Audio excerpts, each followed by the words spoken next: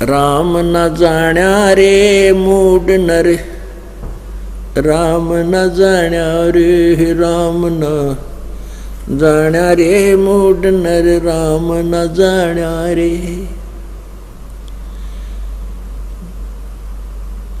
राम न जाण्या रे मूड नर, राम न जाण्या रे। जल की बूंद महल रचायो सकल जिहाना रे, जठर अग्नि से राखिया तेरा पिंड रो प्राणा रे। जातो को भोजन दिया अमृत रस खाना रे, गर्भवास से काट कर नर बाहर आना रे। लीला अगम अगाध है सुरती विदना नारे, मात पिता सुत बांधवा क्या देख बुलाना रे। इनमें तेरा कोई नहीं क्यों बया दीवाना रे। जो तन चंदन लेपते वो धरे मसाना रे, सुए सिंबल से या तुरु देख लुभाना रे। चोंच मार व्याकुल भया बहुते पछताना रे, मान सरोवर कमल दलगर दूर पयाना रे। गए रसातल राहा को ये पड़ पड़ पोथी पाना रे, राम न जाण्या रे मूड न तन, राम न जाण्या रे। अब कितनी प्यारी ये हो सुख संवेद जो परमेश्वर कबीर जी ने अपनी प्यारी आत्मा गरीबदास साहिब जी के इस कंप्यूटर में फीड कर दी थी, और फिर उस प्यारी आत्मा ने अपने परमेश्वर की महिमा कलम तोड़ गाई। राम न जाण्या रे मूड नर्तन, राम न जाण्या रे। इस सेंटेंस का कितना गहरा अर्थ है पुण्यात्माओं, कि तूने परमात्मा को समझा नहीं, और तू आप जी केवल इसी संसारिक कर्म को ही अपना प्रथम कर्तव्य मानकर करते रहे। क्या बताते हैं कि एक तो तूने परमात्मा की महिमा नहीं समझी कि भगवान की भक्ति करने से क्या लाभ और न करने से क्या हानि होती है। एक तो ये है राम जानना, और दूसरा ये है कि तूने राम नहीं जाना कि वो पूर्ण परमात्मा कौन है, ये तू नहीं समझ सका। उसके लिए क्या बताते हैं, जल की बूंद महल रचायो सकल जिहाना रे, जठर अग्नि से राखिया तेरा पिंड और प्राणा रे। जिस परमेश्वर ने सारे ब्रह्मांडों की रचना की और तेरे शरीर को भी बनाया माँ के गर्भ में, और पेट के अंदर जहाँ बच्चा माता जी के गर्भ में बच्चा जब बनता है वो ऐसा होता है चीकले के सा शरीर, जैसे आपने कोई पक्षी के बच्चे अंडे से निकलते उनका शरीर कितना कच्चा कच्चा सा होता है, इससे भी कच्चा शरीर आपका माँ के गर्भ में था। और जहाँ तू विराजमान था उसके तो बिल्कुल साथ में ही जठराग्नि यानी पाचन अग्नि,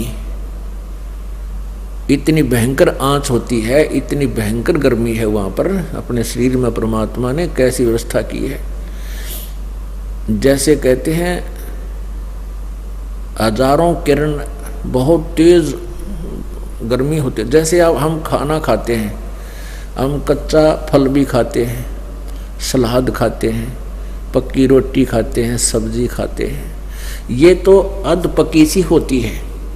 अंदर जाकर के इसमें इतनी हीट है मालिक की दिव्य शरीर के अंदर, इस सब सारे को फिर दोबारा से परिपक्व करती है, दोबारा से इनको फूकती है, और उस फिर अलग अलग से ऐसी फैक्ट्री लगा रखी है पेट में परमात्मा ने, अलग अलग से उनके सारी व्यवस्था करती है, ब्लड बनाती है, उसी से हड्डी बनती है, मांस बनता है, ऐसे सारी व्यवस्था कर रखी है। तो कहते हैं उस ऐसे स्थान पर भी तेरी रक्षा उस मालिक ने तेरी की हुई है, और आज तो उसी को भूल गया। मात पिता सुत बांधवा क्या देख बुलाना रे, इनमें तेरा कोई नहीं क्यों भया दीवाना रे। परमात्मा कहते काया तेरी है नहीं, ये माया कहाँ से हो। और चरण कमल में ध्यान रखो, इन दोनों को खो। जब तेरा शरीर ही तेरा नहीं है ये बोली आत्मा, तो फिर इस संपत्ति और संतान को अपना मान के अपना जीवन वेस्ट कर रहा है, व्यर्थ कर रहा है। कहने का भाव ये नहीं है कि बच्चों को त्याग दे या घर छोड़ कर भाग जा, नहीं। ये एक कार्य और है जो इम्पोर्टेंट था तेरे इस मनुष्य जीवन का, उसको शुरू कर और उसको प्रथम श्रेणी में लिया, बस इतनी सी बात है।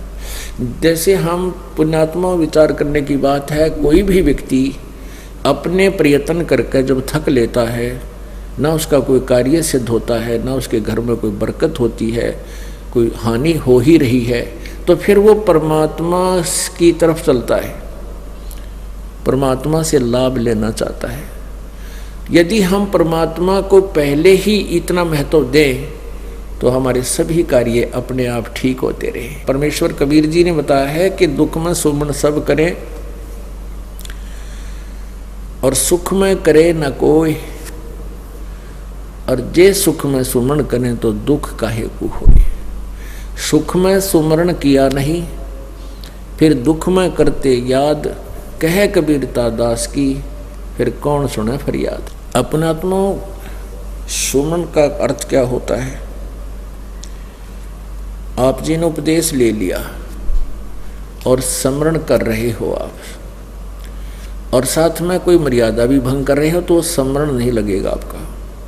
कुछ एक पुण्यात्मा से कहते हैं जी हमने नाम भी ले रखा है, हम भक्ति भी कर रहे हैं, और फिर भी हमारे ऊपर आपत्ति आई है और भयंकर आज आ गई है। तो कहने का भाव ये है इस दास का कि उन्होंने सिमरन नहीं किया, सिमरन में मर्यादा में नहीं रहे। मर्यादा टूट जाने से ऐसी दिक्कत आ सकती है, अन्यथा नहीं आ सकती। तो सिमरन का तात्पर्य है कि परमात्मा कहते हैं दुख में सुमन सब करें, सुख में करे न कोई।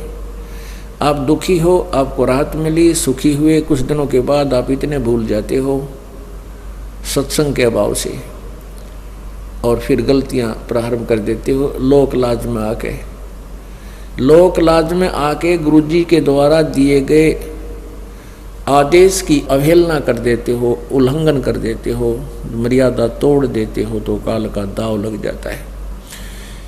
कुछ एक ऐसे भक्त हैं जिनके पिछले पुण्य अच्छे होते हैं, और वो पुण्यों के कारण, पिछले पुण्य तो हैं ही, उन पुण्यों के कारण वो सुखी है। जिस इस नकली लोक में जिसको हम सुख मानते हैं वो संसारिक दृष्टि से सुखी है, और उसने उपदेश भी ले लिया है। और एक ऐसा प्राणी है जिसके पूर्व जन्म के पुण्य गणे नहीं है, उस पर आपत्ति आ गई है। परमात्मा कबीर जी की शरण में यहाँ आ गया है, आने से उसने नाम लेने से लाभ शुरू हो गया है, तो कुछ दिनों के बाद उसको दुख आने बंद हो जाएंगे, क्योंकि पुण्य बढ़ जाएंगे, पाप समाप्त कर देता है परमात्मा। तो फिर वो कुछ दिनों में उस दूसरे भक्त को देखा देखी कि दूसरा भक्त है, वो भी नाम लिए हुए है, और वो भी मर्यादा तोड़ देता है, जो गुरुजी ने आदेश दे रखा है उसका उल्लंघन कर देता है, और देखता है कि उस पर कोई आपत्ति अभी आ नहीं रही। उसको देखकर वो स्वयं भी विचलित होकर के कोई मर्यादा भंग कर देता है। तो ऐसे फिर आपत्तियां फिर प्रारंभ हो जाती है। जिस व्यक्ति ने उपदेश भी ले रखा है और नाम भी खंडित कर दिया, तो उस पर अब मंत्र उसका है नहीं उसके पास। इस नाम की कमाई बिल्कुल नहीं है। जिसने बीड़ी पी ली, शराब पी ली, मांस खा लिया, या कोई आन उपासना कर ली, या लोक लाज में आके परमात्मा वाले नियम से वो वंचित हो गया, तो उसकी भक्ति नहीं चल रही, उसके पिछले पुण्य चल रही है।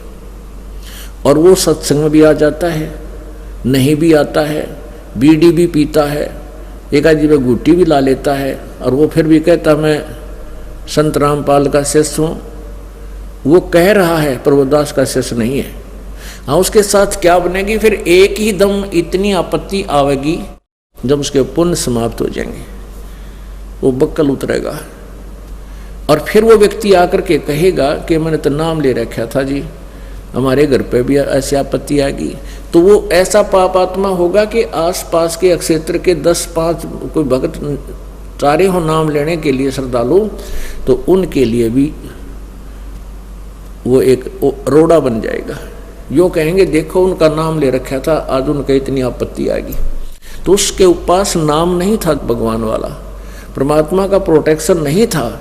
जब लग हंसा हमारी आना और काल लगे नहीं तेरा बाण। जब तक हम परमात्मा की मर्यादा में रहेंगे, आन माने मर्यादा, तब तक काल का अटैक हमारे पर नहीं होगा। तो इस प्रकार हमने परमात्मा की भक्ति के साथ साथ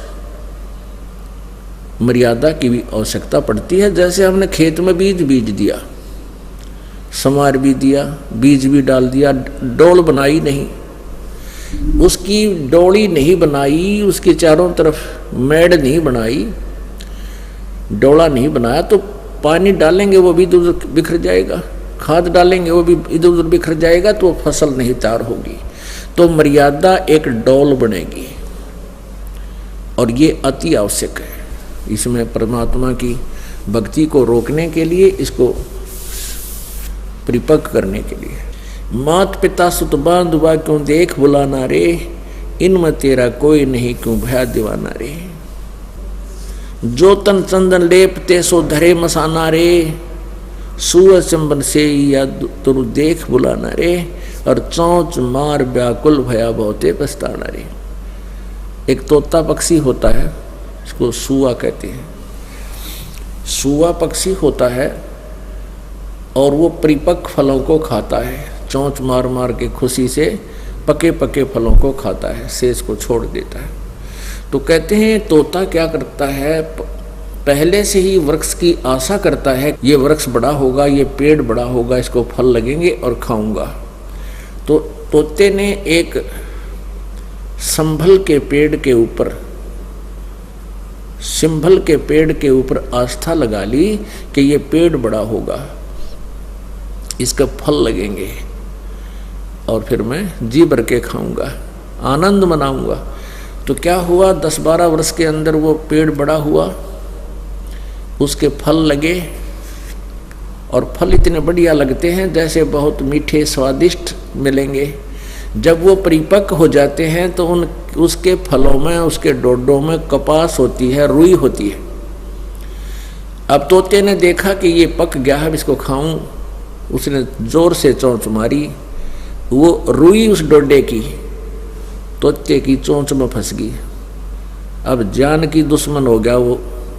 सोचा था कि ये मुझे सुख देगा, आनंद होगा, मैं खुशी मनाऊंगा और पेट भर अन्न खाऊंगा। अंत में उसमें डोडे में कपास पाई, वो खाद्य पदार्थ नहीं था। तो परमात्मा इसकी तुलना आप जी से करते हैं। आप जी संतान उत्पत्ति करते हो, संतान उत्पत्ति होने के बाद फिर उसकी परवरिश के लिए दिन रात परिश्रम करते हो, और ये सोच कर करते हो कि मुझे बुढ़ापे में सुख होगा। अब तो मैं युवा हूँ, मेहनत करके बच्चों को पाल दूंगा और बुढ़ापे में चैन सुख का सांस लूँगा और आनंद से रहा करूँगा। अब बुढ़ापे में जैसा आनंद से रहेगा तेरा जिए जानेगा। बुढ़ापे में रह लिया आनंद है, शरीर काम करे नहीं, जाड़ दांत जाते रहे, शरीर में वीकनेस कमजोरी इतनी आ जा, उठा जा ना बैठा जा, आजमा खराब हो गया, कदे कहीं दर्द है कहीं कुछ है। और परमात्मा क्या बताते हैं, बूढ़ा होवे पड़े खाट में सुने वचन खारे, कुत्ते तावण का भी सुख को न ये छाती फूकण हारे। ये श्लोक सुनेगा बुढ़ापे में, सुख तो 100 कोस दूर चलेगा। अब क्या होता है कि बूढ़ा बुढ़िया की ड्यूटी कंडे में हो जाए, वो खाट पे बैठे रहे अपने घर में, पौड़ी में, द्वार के आसपास उनकी चारपाई डाल देते हैं।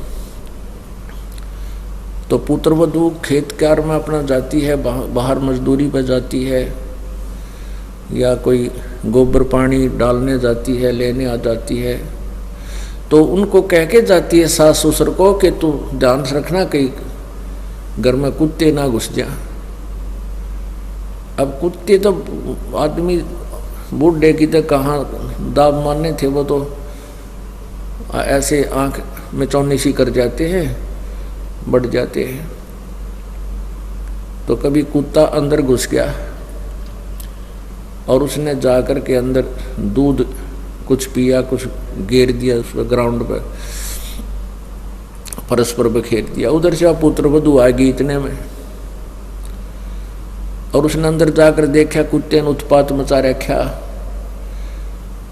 तो बहुत गुस्से में आकर के उस बुढ़ा बुढ़िया को कहती है कि तुम इन कुत्तों को भी नहीं रोक सकते, तुमने हमारी छाती फूंक दी, तुम कुछ भी करने के को ना। यानी इतना नाराज होकर के वो बोलती है जिसका दूध बिखर गया हो, जमीन पर गिर गया हो।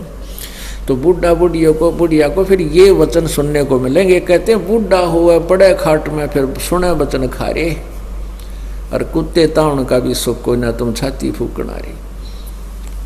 पुणात्माओं, परमात्मा हमें ये याद दिलाते हैं कि तुम्हारे साथ ऐसी बनेगी जैसे उस तोते गेला बड़ी। जो भक्ति नहीं करते वो प्राणी, उनका अंत, उनके साथ परिवार का व्यवहार ऐसा होगा, बहुत रूखा होगा। और जो भक्ति करना शुरू कर देते हैं, परमात्मा की भक्ति ही कर रहे हैं, तो उनके अंत में आप देखना परमात्मा ऐसी व्यवस्था कर देगा, उस अपनी प्यारी आत्मा को दुख ही नहीं होने देगा। ये परमात्मा की भक्ति साधना का एक नियम है, ये उसका फल है कि आपको दुख ही नहीं होने देगा। एक बार एक त्रिलोचन नाम का भगत था, और वो परमात्मा की मर्यादा में रहकर साधना कर रहा था। परमेश्वर कबीर जी रह कर आते रहते हैं, कभी केवल एक संत रूप में रह कर के चले जाते हैं, और कुछ एक भक्तों को परमात्मा का लाभ दे जाते हैं, जिसका उदाहरण दूर तक फैला रहता है कि उनको एक संत था, उसने ऐसे कृपा करी, भगवान की कृपा से उनको ऐसे लाभ हुआ। तो इस कारण से हम परमात्मा की महिमा जीवित है, परमात्मा की सतिथि अभी तक ज्यों की त्यों है। अन्यथा ये काल भगवान चाहता है कि इनको गलत साधना पर लगा दूं, शास्त्र में साधना ये करें, गलत ज्ञान दे दूं, और ये परमात्मा से मिलने वाला लाभ इनको मिलना बंद हो जाए, और ये सब नास्तिक हो जाए। जैसे पूरा रूस हो गया नास्तिक, और पूरा चीन कंट्री हो गया नास्तिक। तो ये चाहता है कि ये ऐसे हो जाए सभी, फिर टंटा कट जाए, वहाँ कोई सुने को नहीं उस कबीर साहब की, जो अपनी प्यारी आत्माओं को अपने पास ले जाने के लिए आता है। तो त्रिलोचन भगत के ने परमात्मा की शरण ली, नाम लिया, और उनके बताए अनुसार साधना करते रहे। वृद्ध हो गए, और उनके एक नौकर था, कुछ जमीन थी और थोड़ी बहुत जमीन थी, उससे गुजारा हो रहा था। और एक नौकर था, उसका नौकर बहुत सेवा करता था। नौकर के कोई ऐसी घटना घट गई कि उसको जाना पड़ गया, और उसको त्रिलोचन ने भी मना नहीं किया कि जा बेटा। अब वो नौकर चला गया, तो पीछे से क्या हुआ कि उसके जाने के कुछ देर बाद ही त्रिलोचन भगत का दस्त लग गए, डायसेंट्री होगी, और इतना वीक हो गया, उठा जाना बैठा जाना, पानी भी नहीं पी सके। तो बड़ा दुखी हुआ, परमात्मा को याद किया, प्रभु या कौन बनी, वो बच्चा भी चला गया। तो प्रभु ने क्या किया, उसके नौकर का रूप धारण किया और वहां आ खड़ा हुआ। तो उसने पूछा कि बेटा गया नहीं तू? अक नहीं महाराज जी, आपकी इस स्थिति को देखकर आप कुछ ढीले से चल रहे थे, मेरे मन में आ गया कि महाराज जी बहुत ढीले हैं, और स्वस्थ हो जाओगे तब जाऊंगा। 1 महीने के बाद वो नौकर आया। नौकर आने से 2 मिनट पहले, आध घंटा पहले, 20 मिनट पहले परमात्मा वहाँ से अंतर्जान होगी। वो नौकर आया और अपने घर से कम भी 200-300 किलोमीटर का रहने वाला था, पैदल आते जाते थे। वहाँ से वो कोई सामान लाया था, उसने कहा प्रणाम गुरुजी, प्रणाम महाराज जी, प्रणाम बेटा, आ गया। वो यूँ तक कह जी ये लो, ये हमारे खेत में ऐसा होता था, ये फसल लाया हूँ, और वहाँ के भक्त आपको, हमारे गांव के सभी भक्त आपको ऐसे ऐसे प्रणाम बोल रहे थे। और त्रिलोचन उसके मुंह की तरफ देख रहा है, ये बोल क्या रहा है भाई, क्या बता रहा है बेटा, कौन है, किसके बारे में बोल रहा है तू, क्या कह रहा है, कहाँ से आया, क्या बात होगी। अजी मैं वहाँ से आया हूँ, अपने गांव से आज, और ये सामान लाया हूँ आपके लिए, वहाँ के भक्तों ने ऐसे ऐसे दिया है, प्रणाम किया है, और ये मैं अपने घर से लाया हूँ ये आपके लिए। और गुरुजी ऐसे ऐसे रास्ते में बड़ी दिक्कत आई, एक जगह तो ऐसे था। वो कह रहा है भले आदमी तू बोल क्या रहा है, तू सच्ची बता, क्या कह रहा है तू यही नहीं था मेरे पास। अगर नहीं गुरुजी मैं तो अभी आ रहा हूँ। तो कुछ पीछे से भगत भी आगे, वो खेतों में काम कर रहे थे, और उन्होंने बताया जी आपका भगत हमने देखा था, ताइवान लग रहा था। तो त्रिलोचन ने कहा कि भाई यहाँ वो कौन था, ओए होए रे भगत त्रिलोचन। वो कहता तू मेरी सेवा कर रहा था यहाँ पर, तने मेरी टट्टी ठाठा कर डाली, मेरे हाथ तक धोए, और बेटा रोटी बनाया करता। नहीं गुरुजी मैं तो आज आया हूँ, मैं तो आज आया हूँ स्वामी जी, और ये सामान लाया हूँ वहाँ से। तब रोया वो टक्कर मार के त्रिलोचन, हे परमात्मा इस पापी पर इतनी कृपा आपकी कि आपने आकर के इस दास के अतिसार भी उठा कर डाले, टट्टी भी उठा कर डाली, कपड़े धोए, रोटी पोई, खाना खिलाया। तो परमात्मा कहते हैं यदि आप जी सच्चे दिल से, देखो भक्ति तो सभी करते हैं, बच्चे स्कूलों में सभी पढ़ा करते हैं और सभी विद्यार्थी होते हैं। कुछ एक बच्चे इंटेलिजेंट होते हैं, अच्छी मेरिट से पास होते हैं तो अच्छे ऑफिसर बनते हैं, तो उनको ही विशेष लाभ मिलता है। तो ऐसे ही कुछ फेल भी हो जाते हैं। तो पुण्यात्माओं आप ही में से आप सच्चे दिल से सच्ची साधना, जैसे दास बताता है, मर्यादा में रहते हुए करो, और फिर देखना परमात्मा की लीला है। भगवान वही है, किसी चीज़ में कोई परिवर्तन नहीं हुआ है। परिवर्तन इतना हो गया था कि हम परमात्मा से मिलने वाले लाभ की विधि से वंचित हो गए थे, और हम परमात्मा की परिभाषा से भी अपरिचित हो गए थे। वो स्वयं परमेश्वर ने आके बताई है। मात पिता सुत बांधुआ क्यों देख बुलाना रे, इनमें तेरा कोई नहीं क्यों बहा दीवाना रे, सुअ सिंबल से या तुरु देख लुभाना रे, और चोंच मारी व्याकुल भया बहुते पिस्ताना रे, मान सरोवर कमल दल गर दूर प्याना रे, गैर सातल राह को पढ़ पोथी पाना रे। अब जो हम सदग्रंथ पढ़ा करते थे, पवित्र वेद, पवित्र श्रीमद् भगवत गीता, पवित्र पुराण आदि, कहते हैं इनके पाठ करने वाले यथार्थ ज्ञान से परिचित नहीं हो पाए, यथार्थ मंत्र से भी वो परिचित नहीं थे, जिस कारण से वो ये पाठ करने वाले, पुस्तकों को, पोथियों को पढ़ने वाले भी नरक में गए, अर्थात उनका जीवन व्यर्थ हुआ। क्यों? क्योंकि उनको सतगुरु संत से नहीं पूजे पाषाणा रे।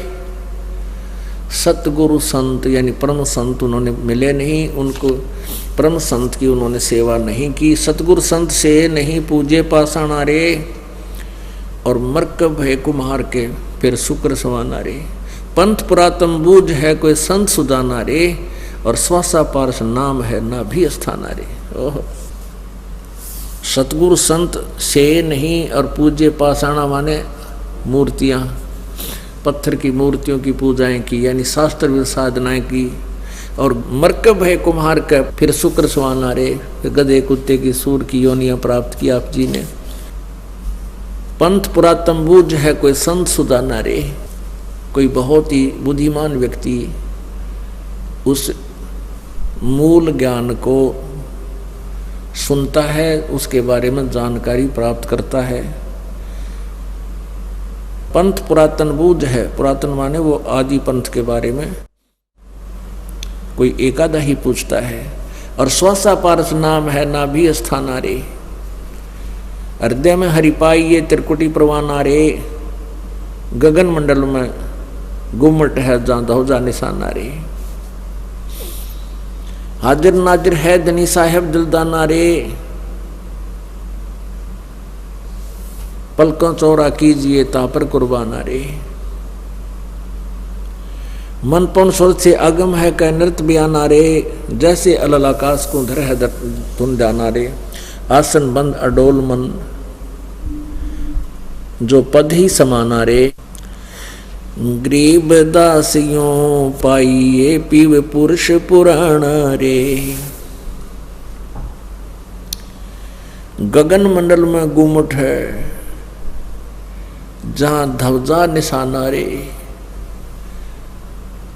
गगन मंडल में एक आकाश में सतलोक के अंदर एक बहुत बड़ा गुमट है, गुमज इसको बोलते हैं, और उसके ऊपर एक ध्वजा, सफेद ध्वजा फहरा रहा है, झंडा फहरा रहा परमात्मा का।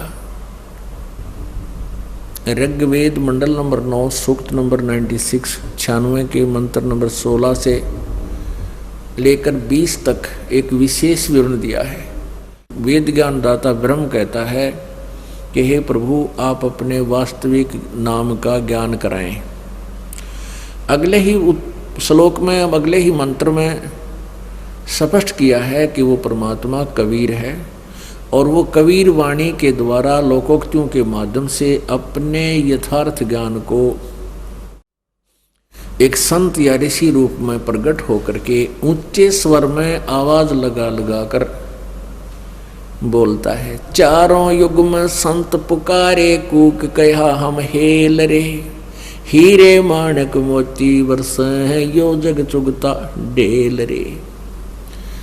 खुद भी मालिक अपनी अमरवाणी में बोलते हैं कि चारों युग में ये मेरे से परिचित संतों को जिनको मैंने ज्ञान दिया उन्होंने भी आवाज लगाई और मैंने भी रुक के मार मार के आवाज लगाई, वो ज्ञान दिया। ऊंचे स्वर में गरज गरज की आवाज लगाई मैंने, और ये मुक्ति रूपी तत्व ज्ञान रूपी हीरे और मोती ये अमृतवाणी मैंने बरसाई। लेकिन इस यथार्थ ज्ञान को, यथार्थ मोक्ष मार्ग को किसी ने ग्रहण नहीं किया, इस लाल को किसी ने ग्रहण नहीं किया, हीरे मोतियों को किसी ने ग्रहण नहीं किया, और आन उपासना रूपी ये डले इकट्ठे कर लिए, डले डो लिए, गलत साधनाएं कर ली। अब पुण्यात्माओं, परसों के समाचार पत्र में एक दुखदायी घटना पढ़ने को मिली कि गुड़गांव के पास एक गांव का एक ट्रक इस आन उपासना कावड़ लेने के लिए गया और वो गंगोत्री के पास जाकर के एक खड्डे में बहुत 150 मीटर 400-500 फुट गहरी खाई में गिर गया और सभी मर गए। एक ही गांव के 22 व्यक्ति मर गए, 20 और 2 फिर मर गए उनके दुख में। 20 व्यक्ति मर गए, एक परिवार के 4, एक परिवार के 3 है। आन उपासक भगवान शिव की वो साधना शास्त्र विरुद्ध कर रहे थे। परमात्मा, क्योंकि शास्त्र विरुद्ध साधना करने वाले को किसी भी इष्ट की साधना कीजिए वो उनकी मदद नहीं करेगा। और कबीर साहब क्या बताते थे, पर भी लेन जात है दुनिया, हमारा ज्ञान किने ना सुनिया। वहाँ पर भी लेन, जैसे कहीं कोई कुंभ का मेला हो जा, वहाँ देखो कितनी दुनिया जाती है, किसी तालाब पर हो जाता है या किसी दरिया पर हो जाता है। परमात्मा कहते हैं हमने यथार्थ ज्ञान दिया, ये हमारा तत्व ज्ञान किसी ने नहीं सुनिया। पर भी लेन जात है दुनिया, वहाँ धक्के खान जाती है, और हमारा ज्ञान किन्हें नहीं सुनिया। चारों युग में संत पुकारे कूक कहा हम हेल रे, ये हीरे माणिक मोती बरसे यो जग चुगता डेल रे। तो वही वेद बता रहे हैं, कबीर परमात्मा को धर्मदास जी ने ये शब्द कहे थे कि हे गुरुदेव, जो ज्ञान आपने दिया ये आज तक हमारे को किसी ने नहीं बताया। और जितने भी हमारे ब्राह्मण गुरु थे, ऋषि थे, महर्षि थे, वो कहते थे कि हम तुम्हें गीता और वेदों से ज्ञान देते, लेकिन ये ज्ञान तो मालिक नहीं था उनके पास। तो इससे सिद्ध है कि वेद और ये कतेब, कुरान, पुराण ये सब झूठे हैं। तो परमेश्वर कबीर जी ने कहा कि ना, नहीं बेटा, वेद कतेब झूठे नहीं भाई, और झूठे हैं दो समझे नहीं। ये वेद और ये कतेब, ये किताबें जितनी भी पुराण पुस्तकें हैं, धार्मिक ग्रंथ, इनको कतेब कहते हैं, जिसमें बाइबल, कुरान, पुराण, गीता, वेद, ये सारे आ गए, चारों वेद। कहते हैं झूठे नहीं है, झूठे वो लोग हैं जो इनको समझ नहीं सके, इनके अंदर ज्ञान झूठ नहीं है। और फिर परमात्मा ने बताया, ये क्लियर होएगा कि कबीर जी ने 600 वर्ष पहले बताया था कि ब्रह्मा विष्णु महेश ये नासवान है, इनकी जन्म मृत्यु होती है। और हमें वेदों और गीता का सहारा लेकर ये बताया जाता था कि वेदों और गीता जी और पुराणों में इन्हीं भगवानों की पूजा के करने के लिए कहा। ये मृत्युंजय हैं, कालज्य हैं, अजर अमर है, इनके कोई माता पिता नहीं है। ये ज्ञान हमें सुनाया गया था जो झूठा ज्ञान था, लोक वेद था, वो दंत कथा थी।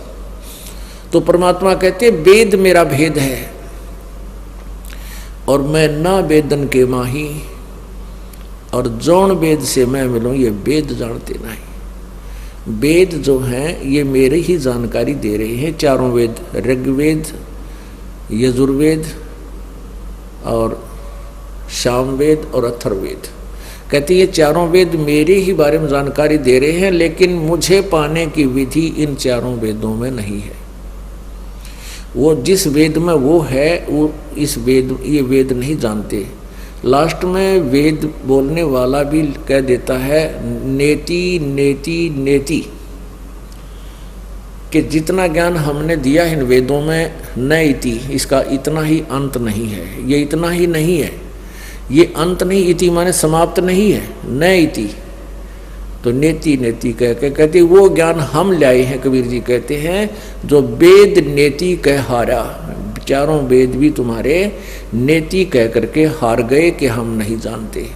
इससे आगे ऋग्वेद मंडल नंबर 9 सूक्त नंबर 96 के मंत्र 16 से 20 के बीच की जो आपको समरी सुनाता हूँ मौखिक, तो उसमें ये लिखा है कि वो परमात्मा जज्ञानम जानबूझकर प्रकट होता है, एक शिशु जज्ञानम शिशु रूप धारण करता है, और जब वो बड़ा होता है तो अपने ज्ञान को, अपने वास्तविक मंत्र को, अपने नाम को, मेरा क्या नाम है और क्या वास्तविक गुप्त मंत्र है, कौन सा है, उसको वो स्वयं ही आकर के बताता है। और वो अपना ज्ञान अपने मुखारविंद से ऊंचे स्वर में गरज गरज कर कबीर वाणी के द्वारा बोलता है। और वो लोकोक्तियों के माध्यम से, श्लोकों, दोहों के माध्यम से ज्ञान प्रचार करने के कारण एक प्रसिद्ध कवि की उपमा उपाधि भी प्राप्त करता है, पदवी भी प्राप्त करता है। लेकिन वो होता है भगवान ही, और उस ऋषि रूप में, एक संत रूप में, एक गुरु रूप में प्रकट परमात्मा के द्वारा रची हुई उसकी हजारों वाणी, असंख्यों वाणियाँ उसके अनुयायियों के लिए जब वह गुरु रूप में आता है, वो बहुत से जनसमूह उनके पीछे होता है। जैसे कबीर परमेश्वर जी 600 वर्ष पहले बनारस में आए थे, काशी में, तो उनके 64 लाख शिष्य हुए थे, और ये वाणी मालिक ने लिखवा दी थी। सब ने, कुछ एक व्यक्तियों ने लिख कर अपने पास रख ली थी, आवश्यक सी। तो उन वाणियों को पढ़ते हैं, कहते उनको वो वाणी परमात्मा के मुखारविंद से बोला गया वो तत्व ज्ञान अमृत के तुल्य स्वादिष्ट होता है, आनंददायक होता है। वह वाणी उनको बहुत प्यारी लगती है। और वो परमात्मा तीसरे मुक्ति धाम में रहता है। तीसरा मुक्त धाम यानी पूर्व मोक्ष स्थान, एक तो ब्रह्म का लोक, 21 ब्रह्मांड, देश कहो, लोक कहो, और दूसरा परब्रह्म का लोक, अक्षर ब्रह्म का लोक, सात्संग ब्रह्मांड, ये इतना क्षेत्र देश, और तीसरा जो मुक्ति धाम है वो सतलोक है। ऊपर के ब्रह्मांड, सतलोक, अलखलोक, अगमलोक, अनामी लोक, ये सारा एक क्षेत्र अलग से तीसरा मुक्ति धाम भी कहलाता है। तो तीसरे देश में, तीसरे मुक्ति धाम में वो रहता है, तीसरे धाम में रहता है, और वहाँ से चलकर आता है, अपना ज्ञान प्रदान करता है।